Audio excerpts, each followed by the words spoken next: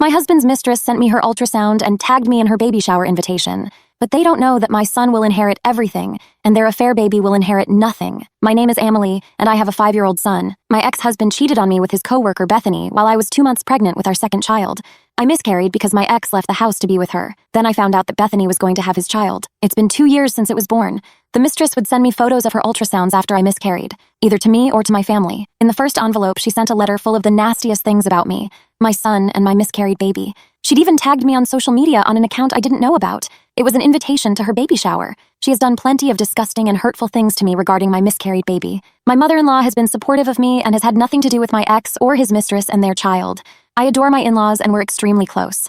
My MIL and my parents are the best of friends. She loves me and her grandson more than anything. This infuriates my ex-husband's affair partner because my in-laws cut contact with them straight away after they learned about the affair. Bethany was jealous that her child would never know the love of grandparents.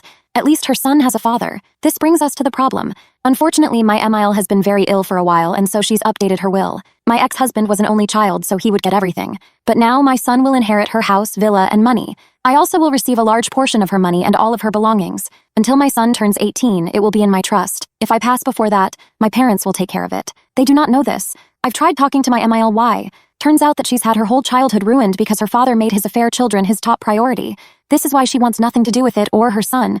He knows that she went through so much because of cheaters, yet he decided to do the same to her. The thing is, once they caught wind of her being ill, my ex-husband begged for forgiveness. The mistress started being nice towards her and forced her to be around his baby. My mother-in-law is bedbound, but she says she wants to leave with a bang, so she'll endure this. I haven't encouraged her to do anything, and this is her choice alone.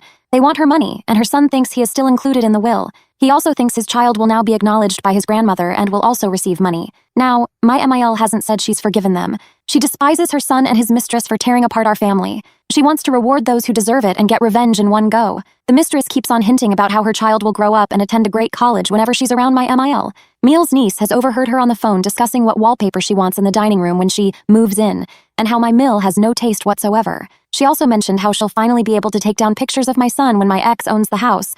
Too bad for her. It will belong to my son. No changes will be made until my son becomes 18. It's his grandmother's home, and he should be allowed to cherish it in the way she's decorated it. I'm not allowed to tell anyone, and though this revenge will be satisfying, I'll have to lose my mother-in-law. It's kind of a win-lose situation, and I dread the day when she'll take her last breath. She means a lot to me, and I love her. She wants this for her grandson, and has said that she cannot rest until she knows her son and his mistress have been punished. She wants my son to know he was loved and will always be loved. I hope my son will always value the great women in his life. I wish he had more time with his grandmother.